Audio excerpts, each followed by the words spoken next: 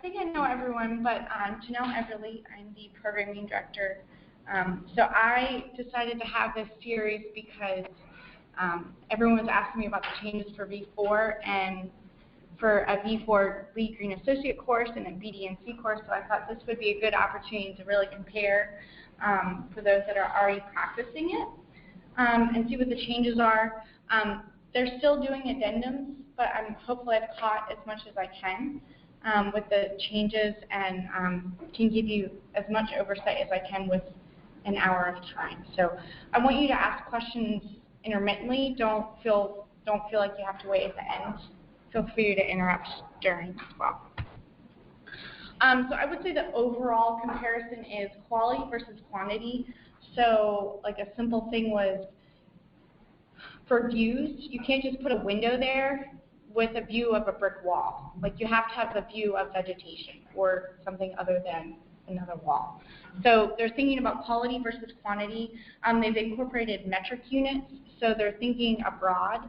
I was just over in Russia for a cultural exchange program, and I was teaching the LEED Green Associate over there. And during the course, I was thinking, I'm talking in square feet and gallons, and they know liters and meters.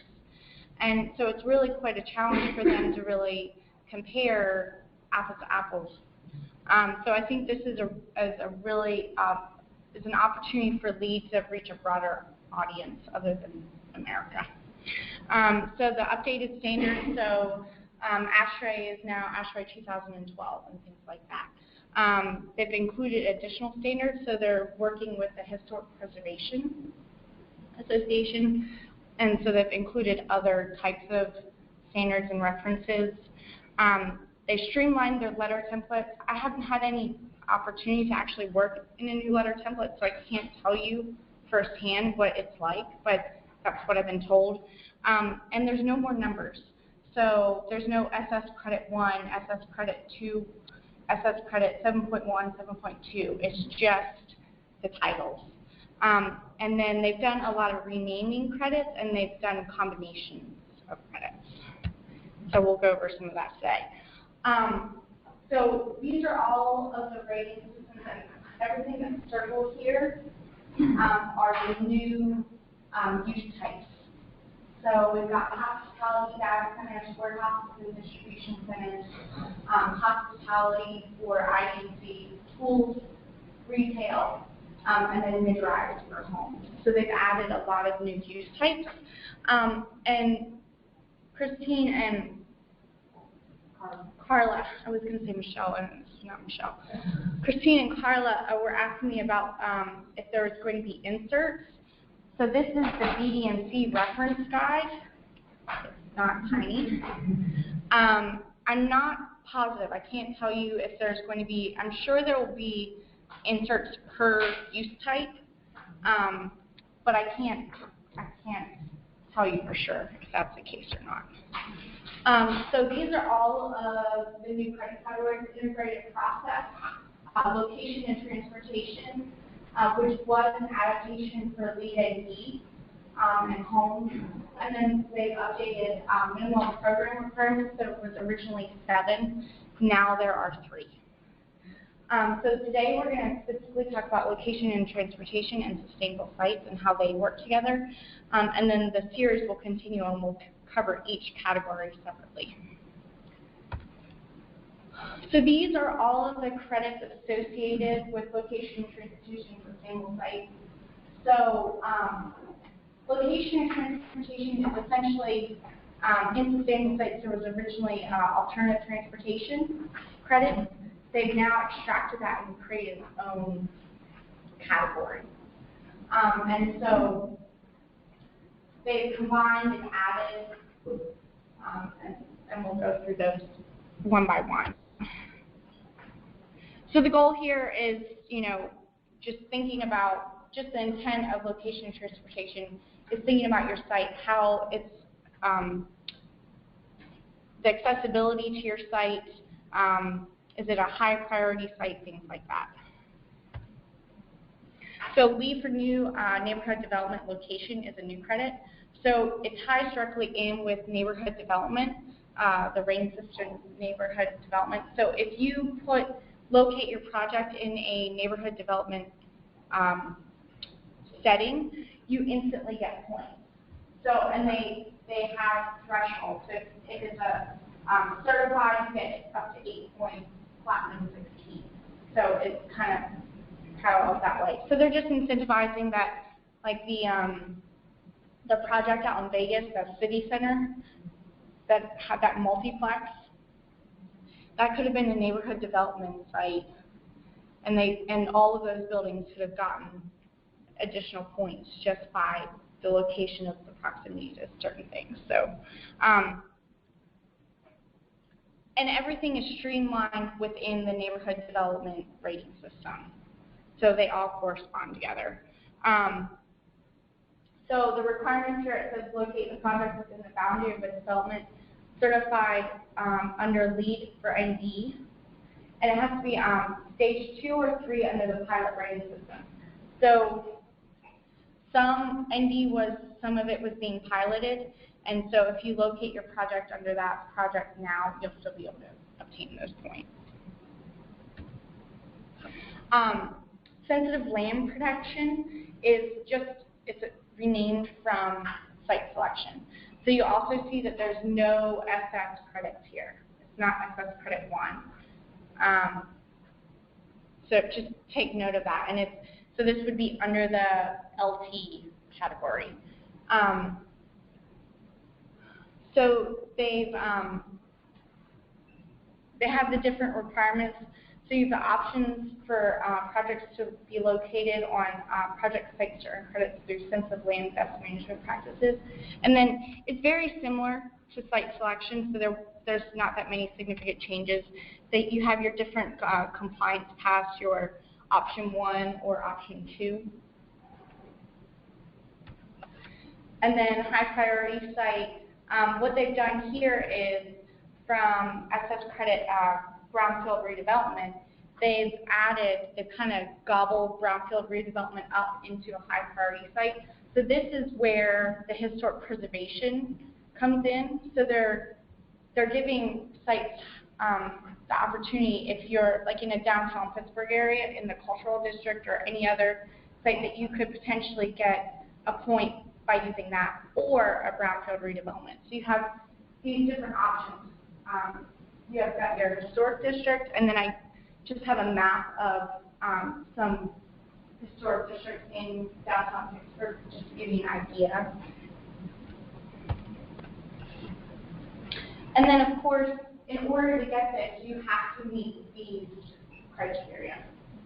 So you can't just arbitrarily say, well, this is an old building. It actually has to be on the list, right? Like it has to be on the federal enterprise community site, or it has to be on that list. It has to be landmarked as in a National Historic District. And then, of course, you have the option to do brownfield.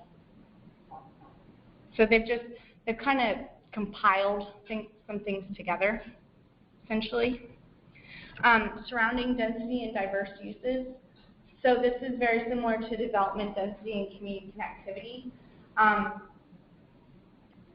You want to have 10 spaces, right? You're connecting to 10 different businesses. And they also have, so the option 1 here is surrounding density. Locate on a site whose surrounding existing density within a quarter of a mile, or you'll see the 400-meter radius there. They're starting to incorporate the metric of the project boundary that meets these quota.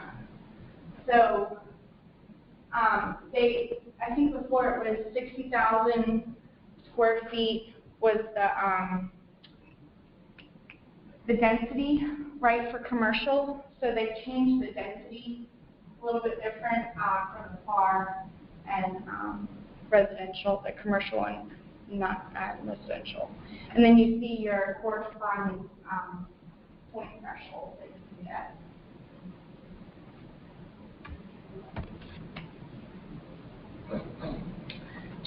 Here's another option: construct or renovate a building or a space within a building such that the building's main interest is within a half a mile or walking distance of the main entrance of 4 to 7.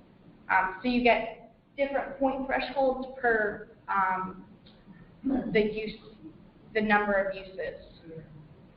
So does that make sense? So prior it was 10 businesses and you get so many points. Now it's you're within a half mile, and if you're within 4 to 7 business types, you get 1 point. If you're within 8 or more, you get 2 points. So they're starting to, again, it's about the quality of this versus here's 10 businesses within a half mile.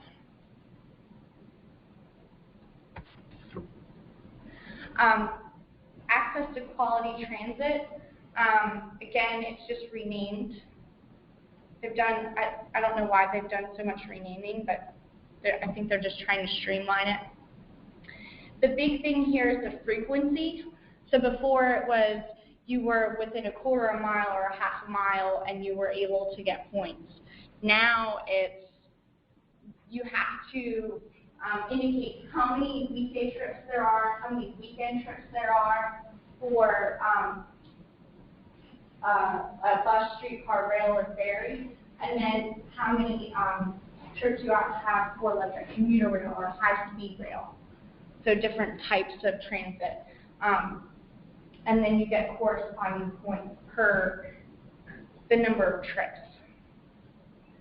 So they're promoting an even more densely populated area, or locating your building where there's even closer proximity to mass transit.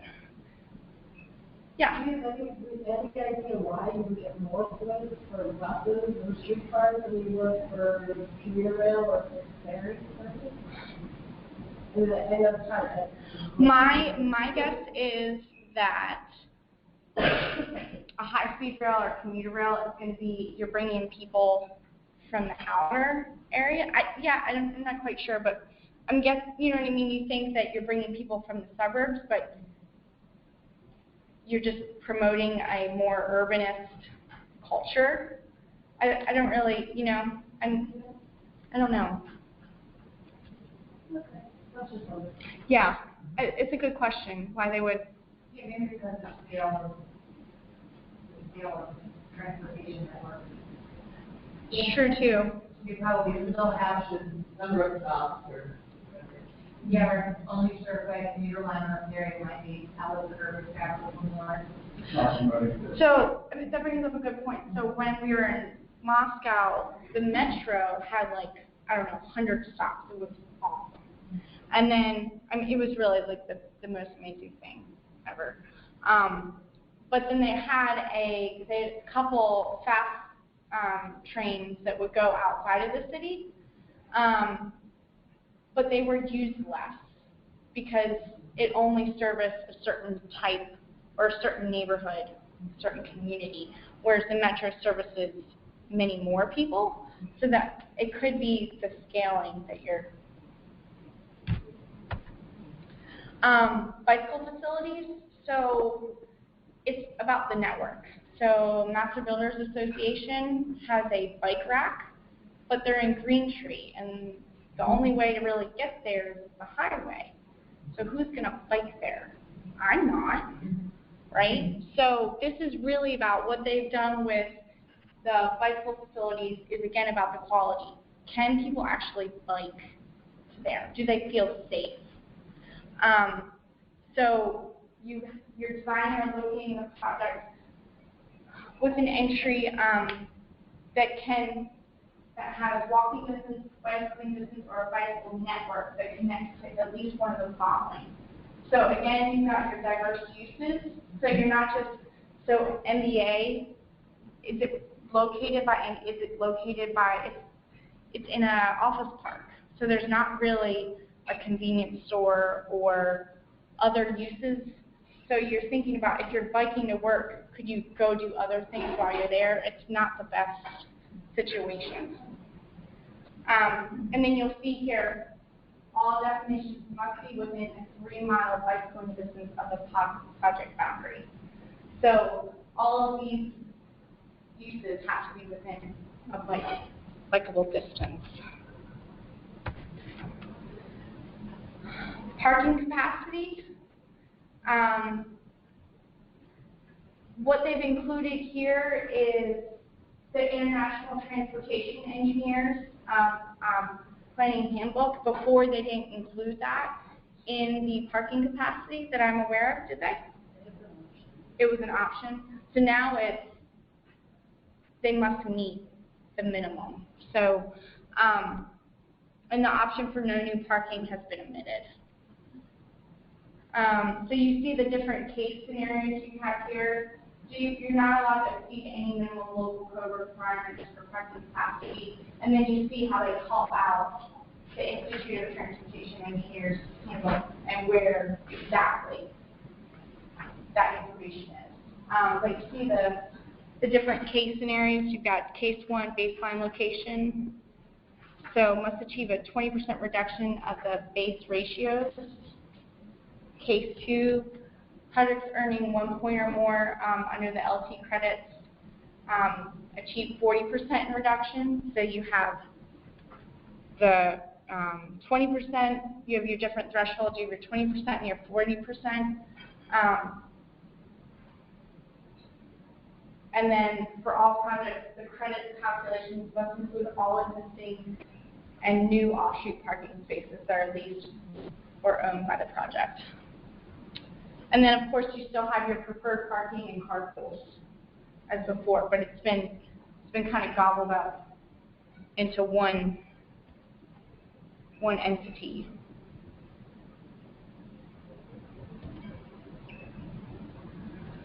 Green vehicles, I believe in version 3, this was 3%, so they've changed it to 2% now. They've changed some of the percent thresholds here. And then warehouse and distribution center requirements added for on-site vehicles and anti-idling measures. That's really big. So you think about all the schools and like the school buses that are idling and how bad that is. And you think about warehouse and distribution centers, it has to be similar. Like you back into the loading dock and then how long do they just idle?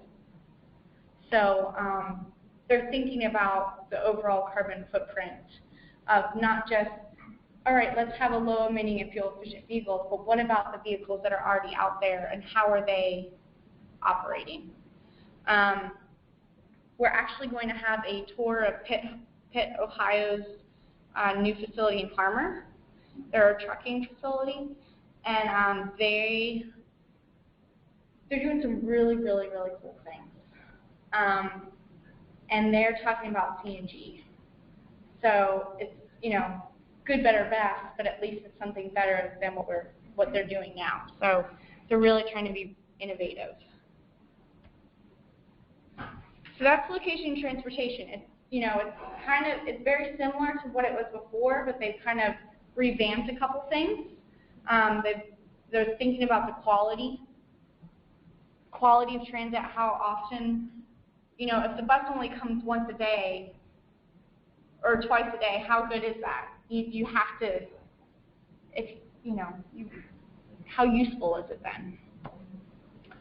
Oh, so sustainable sites really haven't, you're still rewarding thinking about the site management, you're thinking about the water, it still encompasses the same principles and concept.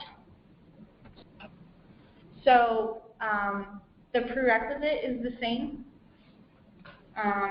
So they just updated it to EPA 2012. It's still the local or the federal, whichever is more stringent. So it's pretty much the same. Site assessment is a brand new credit. Site assessment is about analyzing your site prior to actually building on it and ensuring that it covers all of these topics, such as topography, hydrology, climate, vegetation, soil. So it still thinks about the climate of our land and those aspects of it, but it's before you actually build on it. So there's a little bit more involvement in that discussion with the developer. And then you also have your human use. So you see here the views. Views adjacent transportation infrastructure, adjacent properties, construction materials with existing recyclable reuse potential. So you're thinking about, does it have a view of vegetation, or is that building, what is the existing recycle or reuse potential of another property, another building?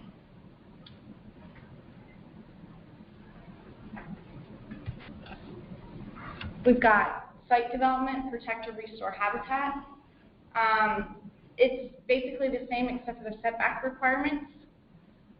So this is where they brought in the preservation standards. They've incorporated the preservation standards. So you're preserving and protecting from all development and construction activity 40% of the greenfield area on the site. So you have the different options. You've got on-site restoration. And you see they have different point thresholds for use types. So 1 point for healthcare, 2 points for everything else. So using native or adaptive vegetation, you're restoring at least 30%, which includes the building footprint.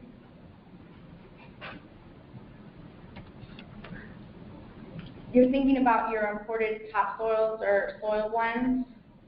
Again, the prime farmland or greenfield sites. So a restored soil, restored site have to include any of these. So organic matter, compaction, infiltration rates, so on. So you see here, project teams may include vegetated landscape areas that are constructed to accommodate rainwater infiltration. From the vegetation and soil requirements provided, all such rainwater infiltration areas are treated consistently with SS-credit rainwater management. So they're thinking, they're looking at those synergies there, and this isn't, we'll go over this isn't stormwater anymore, it's rainwater. So they're thinking about water differently than they did before.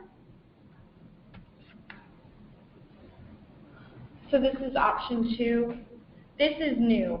The financial support, provide financial support equivalent to at least 40 cents per square foot. Financial support must be provided to a nationally or locally recognized land trust. I don't know how this would interact with the land trust that was just enacted. Is it the Pittsburgh Land Trust? I don't know how this will, if this will affect this or not. Land bank. Land bank. Thank you. Okay, thank you. I was getting the two mixed up. So open space.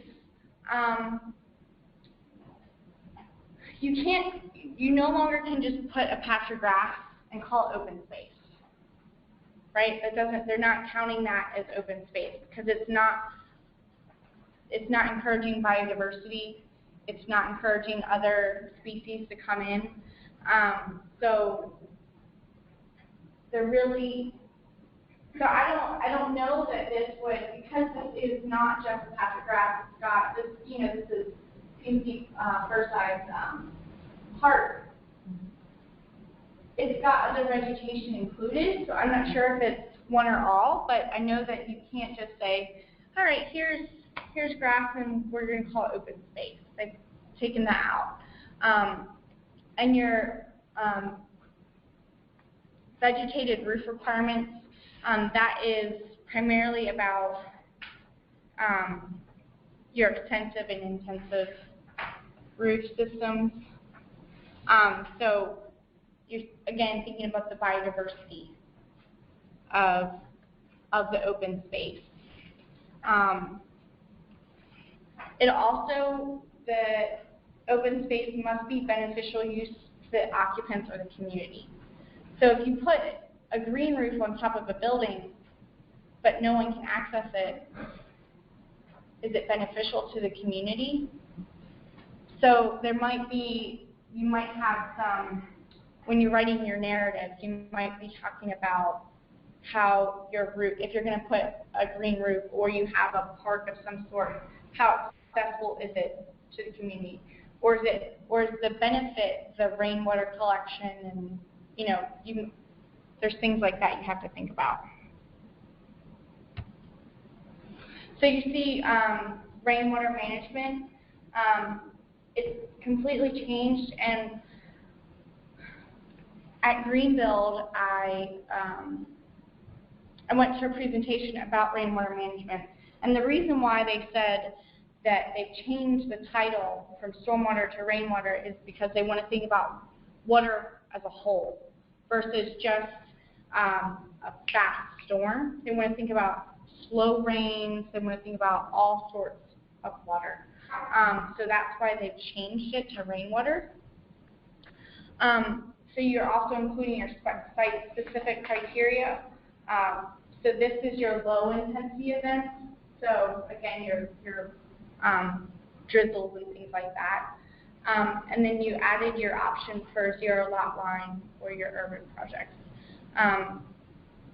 So this is, I know that CCI is dealing with this now. We're working on their EBOM certification, and they have certain, because they're in the south side, they have a certain property where they're just on the sidewalk. And so they're wondering, like, what do we count as our property? What do we not count? And so this would, they're doing version 2009, but this would be something that they would think about. And you'll also see that before it was quality and quantity of stormwater, and now they've combined them. So it's just all rainwater in one. So you have your, what's your percent of rainfall events, and ensuring that you're managing the runoff of that rainfall. And then you have your 98th percentile. So you have 95, and then you have 98. So you have the different point options. And then if you are a zero lot line, you have 85 percentile. You can get up to 3 points.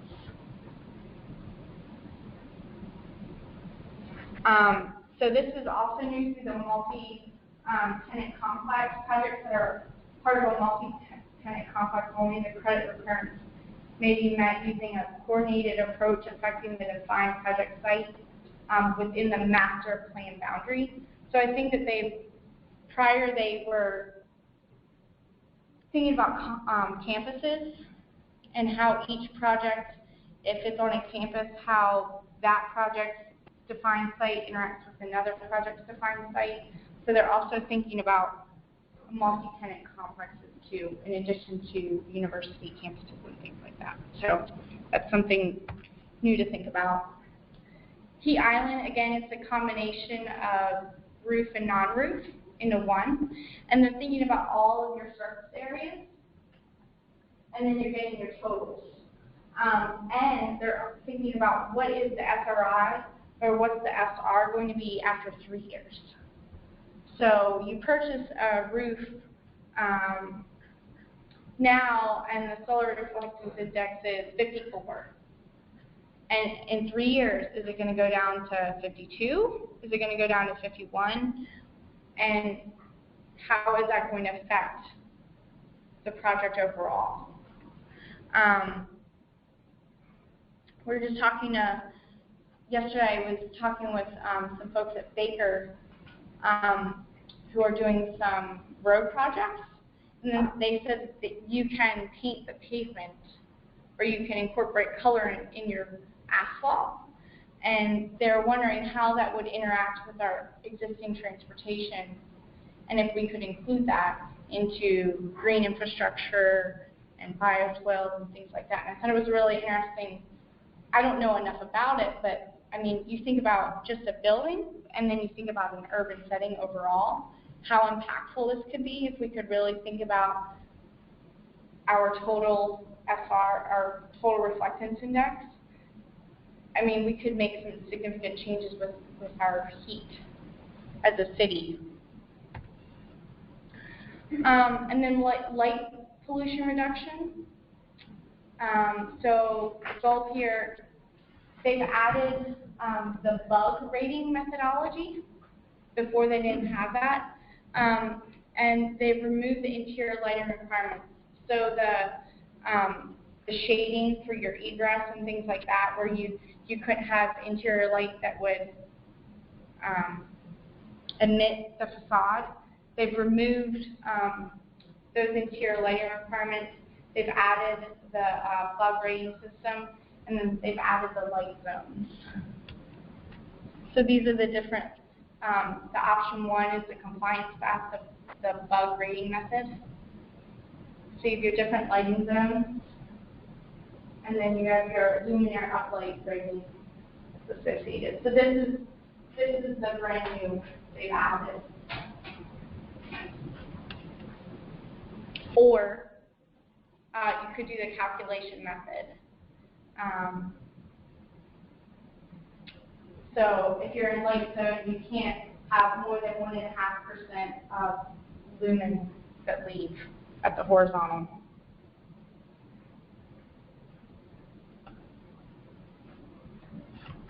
I'm sure there's questions. It's a lot. Well, the other categories will be easier because they're smaller, but because location was kind of encompassed in sustainable sites prior, I wanted to kind of do both at once, but I know that that's kind of a lot to take in all at once. And I'm still learning as well, so I'm no expert, but I at least know a couple things, right? For the heat island effect, how would you, or do you know how to calculate what the SRI would be? So we were actually talking about this on Tuesday with CCI. Sometimes the manufacturer has cut sheets that will tell you what the SRI is now and what the SRI will be 3 years from now. So the convention center put white concrete pavers on their roof, on a portion of their green roof, and their manufacturer told them if they don't have that, there's sometimes a percentage that you can calculate. I don't know what that exact. And that's just like basic wear and tear, like depending on how much rainfall in your particular region and snowfall. Yep. Yep. I know you two are. Well, this is what you do every day, so it's like no pressure. So for the light pollution credit, Yeah. can I clarify the requirements for the definition of light zones now, especially with adding in lighting zone 0? 0? I know. What does that mean? So I brought this in. So this is the actual bug. So, and this is the BD+C. So let's Because lighting zones are always touchy. People like to think they're in a bigger lighting zone than what they are. You're like, yeah, we're still in Nebraska, it's totally lighting zone 4. So. So I mean, downtown Pittsburgh would be lighting zone 4. Or no? Yeah.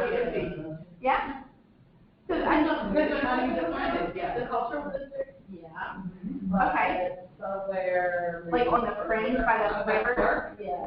Probably not. Somewhere Yeah. up Liberty towards more. It was much clearer in B2. Yeah. Because you go by density of the area, people, population per square mile. B3 got rid of that. So it's much more. 40 has to be designated by the local transmission. Yeah. So a lot of times people get their like turned off. Right? Oh yeah, you're B4. It's like, no, that's not really that. Wow. See, and then here, like, they have this, like, master plan for schools and things like that. So they do have some inserts. Yeah. Because they're incorporated into Here. campus So guidance. here is, they have the whole,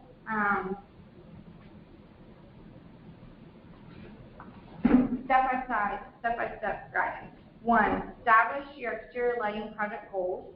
2, determine your lighting zones. So under here it says identify the project's lighting zone, the lighting designer. This is a state based on like, is it the IDS? Refer to the IDS model lighting ordinance. And then classify the entire project as one lighting zone, provide justification for the lighting zone chosen for the project. And then you're establishing your lighting boundary. That's so pretty big. Gather data on luminaires. Yeah. Evaluate your. This credit is a V3 project with the essence credit and V4, but you can substitute that without, register with the V4 project, because there's certain credits that are approved as substitutes. And I saw this was just last week or 2 weeks ago. And the V4 forms, and you mentioned that earlier, and they're actually really cool, because they're having a much smaller number of forms right now, but there's more options to select, and you can raise people, and then, on the form. So, like, you would start out with the same form of your school project, be the court shell or reconstruction. You click out the form what you want, and then it gives you the options. So rather than having 6,000 forms for then you go for the GBCI Advantage, they narrow it down so that all the different races basically use the same form, and they honor them based on the options that you chose. So that's a lot more streamlined. Which is cool. And, so yeah, they have to pick, okay, I do construction, and then it goes to the next thing. Choose your license, and a lot of those, based on the choices you make. So it says, it has a table here of your lighting zones. And then it has what the actual definition is, and then the recommended use. So just under here, it says the model lighting ordinance establishes 5 lighting zones, ranging from the natural environment with no artificial lighting zone 0, to areas of high ambient lighting, such as Times Square in New York City, zone 4. The MLO lighting zone for this project is based on the lighting zone of the immediate adjacent property at the time of construction begins. So, and then it says about the bug method, backlight, uplight, and glare. So that's what bug stands for. Are used to classify luminaires and their likelihood of generating light pollution. This comprehensive system takes into account uplight shielding, glare shielding, and backlight shielding, and it limits lamp lumens to values appropriate for a given lighting zone. This credit is actually simplified. And then they have this diagram, right? So you have an idea of what that cut sheet of that lumen of that fixture is going to have, and then you can compare it. So this would be a perspective. I can't say it. Thank you. That would be an option rather than the calculation method. So. Then what's the photometric plan? They even make it a lot easier. Photometric plans are awful. Yeah. Okay. And then I just have another nitpicky question also. Yeah. As far as the parking goes, you said on your slide for the low emitting fuel, the credit that they renamed it into the low emitting fuel efficient vehicle.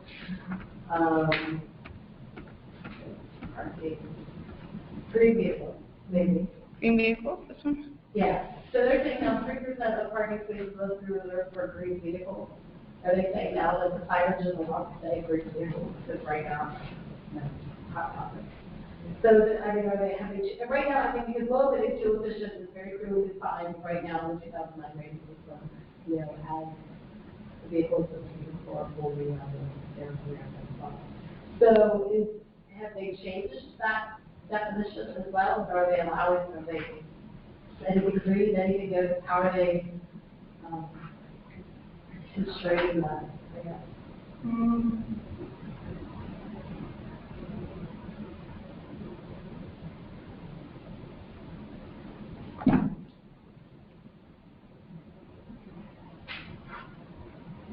Green vehicles must achieve a minimum score of 45 on the American Council of Energy. So they're still required that. But they're not using the word low emitting fuel efficient anymore? No, they're using green. Okay, cool. So I don't see. Because right now, it's kind of like you can have low emitting fuel efficient vehicles, they don't have to be located and fuel efficient vehicles. Right. It's all efficient. Yeah. Yeah. Well, they have the path one, which is electrical vehicle charging, path two, liquid gas or battery facilities. So you have your, these are the different options. So you have your green vehicles, you have your option one, which is your electrical vehicle charging. Yeah. And that's 2%. Right? Yeah, that's the 2%. And then, or you have the option two, which is your liquid gas or battery facilities. And that's 2%. And then they have different options within. So they have included,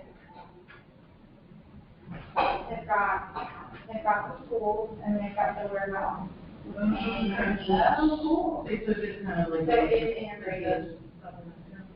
For retail stuff, do Yeah. So they call out different use types. Yeah, that's their optional stuff about that. Yeah.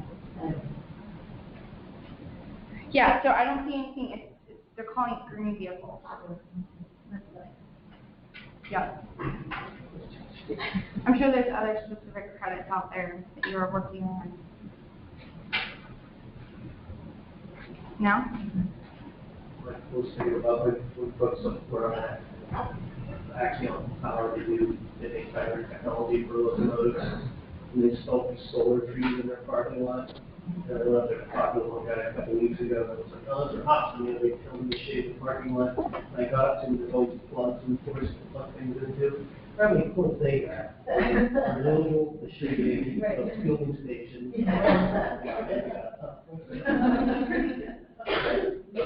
We had a presentation, I don't know, past winter, about these solar power manufacturers that were putting the solar panels in parking lots, and they were providing the canopies, and they were having them as charging stations too. So the solar panel was charging your car. Yeah, so it was exactly what this is. Like, so you actually saw. I think there's just a That would be awesome. Because, I mean, they were doing it out west, and I thought, oh, it's going to be years before we see it here, but they're doing it here. It'll be the problem with Newcastle.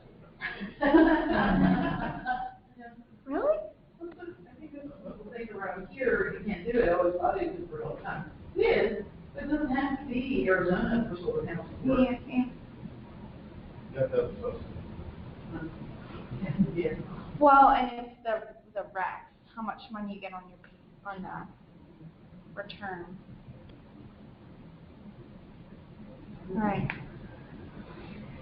So we'll cover each category. I'll be able to nail down deeper into all the other categories because they're a little bit smaller. Energy and atmosphere might be a little hard because it's a big one too. But overall, they're trying to think about the quality of these credits. You know, are these credits actually being used? Are they useful? Is the bike rack? I like that you can't just put a bike rack on your site and get that credit. Well, there's no need that. No, they still have the showers. Okay. It's just that you have to include, so bicycle network, so they have a different requirement. So the bicycle network is design or locate the project such that the functional entry or bicycle is 200 yards. A school or employment center if the project area is 50% or more. So they have different thresholds per use rate. Bicycle storage and shower rooms. Provide long-term bicycle storage for at least 5% of all regular building occupants. Exclude students grade free or plus. Provide at least one shower. So this was the key. You have to provide a shower for at least for every 100 occupants, and after the 100 occupants, you have to provide an additional shower. That wasn't a requirement before, correct? Okay, so provide at least one on-site shower with changing facility for the first 100 regular building occupants, and one additional shower for every 150 regular building occupants. So your FTE is 1.5 or 150. Yeah. Again, People could do it, that could be put into a project much easier than the number of showers based on the percentage of occupants. Sometimes you need a ridiculous number of showers based on the project itself. People don't want to do that, it's a lot of money. exactly. I mean, so for our offices to get hours, we have the shower and changing room by the restrooms. I don't know if you guys walk by the multi. That was put in for this office. But I don't know, I don't even think Mike uses it. But it's there. We've invested in it. So yeah, the showers are still part of the credit. But again, it's emphasizing quality. So if you've got an office of 400 people in your building and there's only one shower and 10% of them like to work, there's a long line of showers. Oh. Cool. I will send you all my presentation. Afterwards, I'll send you the PDF version so you have it as a reference. And then also know that, have you guys been to the USGBC site to see how they have the new, let me stop this. I think I can get on. So USGBC is doing an entire revamp of their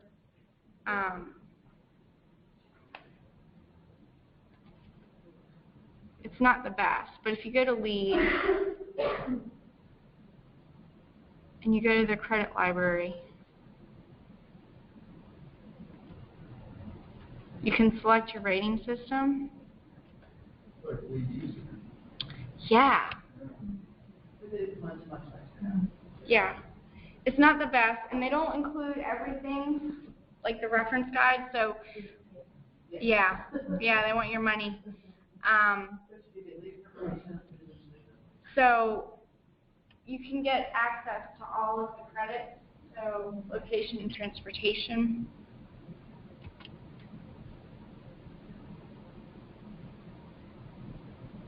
And then it gives you at least some detail, right, about what you're looking for. And I think it actually connects to LEED user. Under forum, why it is. Yeah. Yeah, forum. Yeah. Now, is LEED Online still terrible? Yes. Well, have you seen the news? So I took a webinar Okay. of LEED Online, and it is more streamlined. It looks much more like this does. So they're starting to brand all of their things as one, so they become a little bit more familiar, because LEED Online before didn't look like any of their other products. But there's still quirks. So during the webinar, like as they were showing us things, they were saying like, oh, this will work, and then they click in it, it wouldn't work yet. So there's still some of that, and they're working through those kinks. But I haven't, like through the webinar, so I took screenshots of everything because I wanted to talk about it, and I saved them onto our drive, and our drive was deleted. I know. So I don't have those screenshots anymore. Otherwise, I would show you what LEED on that line actually looks like. Otherwise, I won't have access to LEED before online because we're not working on any projects. But it does. LEED Online looks much more like LEED user and this, where they've got the language and the little drop-down menus of picking and choosing things. And they went through one template, and it looked like all the calculations were a lot easier. And like you were saying earlier, in some of the templates, so they're thinking about the metrics, so they're including spreadsheets now, so Excel spreadsheets. So if you're working on metrics versus the imperial system, that you could just use whichever spreadsheet, which was more appropriate. There, you know, in this as well, like right. Yep. on there, so you can always, check those scores out.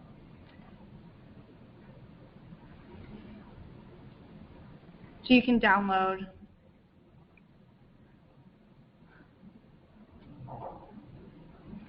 But I encourage you to explore that as well. But this is, if you're going to work on a project, the book is really where to go. We have these books so you can check them out. You have the option, you're allowed to check them out. You have to bring it back. But you're allowed to check them out too. So. Sorry? Yeah, exactly. Other than that, we'll do water efficiency next week, and then we'll keep on chugging along. At the very end, we'll go over Integrative Process. We'll cover, which is a brand new credit category as well. We'll do innovation and design, regional priority. It looks like the regional priority credits have been established. They haven't posted it. So if you go to, right now, if you go to the regional priority for Pittsburgh, I forgot how to completely access it right now, but it's just showing up that there's no LEED B4 regional priority credits, but I've reached out to USGBC and they've actually established them. Some of them are the same, some of them are, I think there's 2 that are different. So we'll cover that. And then we'll also cover the minimum program requirements. I'm trying to get all of those that are kind of smaller categories into one day. So, yeah. And if you have any questions,